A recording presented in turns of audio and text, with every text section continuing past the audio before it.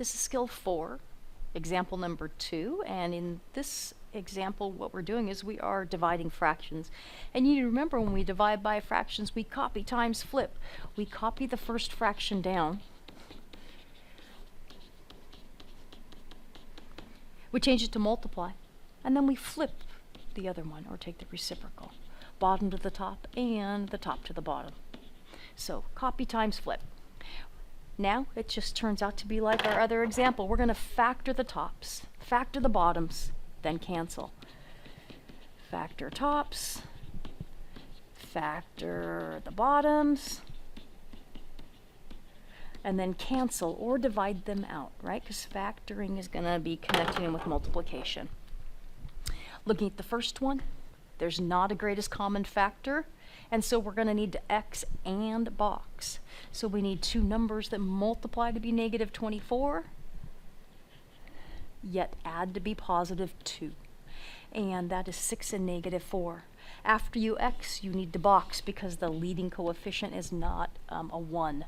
So first thing in the first box, last thing in the last box. The magic numbers you chose very carefully, positive 6x and negative 4x. Go in the sides. You're going to take your GCF across the top, which is a 2 and an x. 2x times 4x makes 8x squared, and 2x times positive 3 gives us a 6x.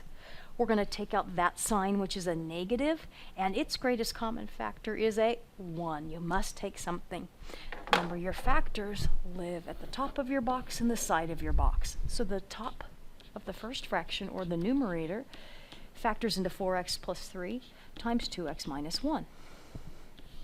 Let's factor the next top of the fraction, or the next numerator. You have a binomial. Okay?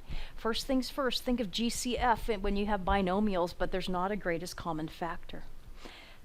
That, however, happens to be something special called the difference of perfect squares. Difference meaning it's connected with a minus sign.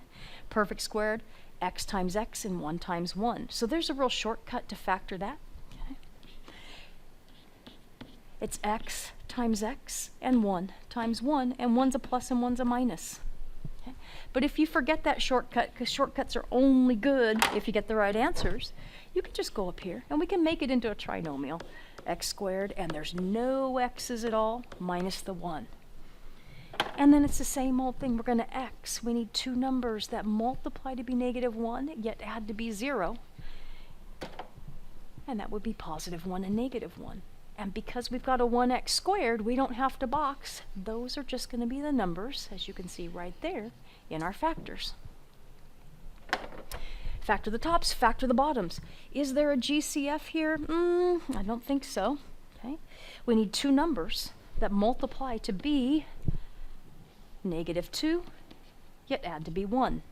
Positive 2 and negative 1. We do need to box because the leading coefficient is not a 1. So we have 2x squared, first thing first box, last thing last box. Our magic numbers right here, 2 and an x and a negative 1 and an x. You're going to take your greatest common factor across the top, which is a 2 and an x. 2x times x makes the 2x squared, and 2x times positive 1 makes the 2x. We're going to take our negative sign out along with its greatest common factor across the bottom, which is a 1. Your factors live at the top of your box and the side of your box. Okay, whoops, that negative is right there. Be careful. All right. So we have an x plus a 1 for a factor and a 2x minus a 1. Factor the last bottom. It's a binomial. Think GCF. Oh, there is. You could factor out a 3.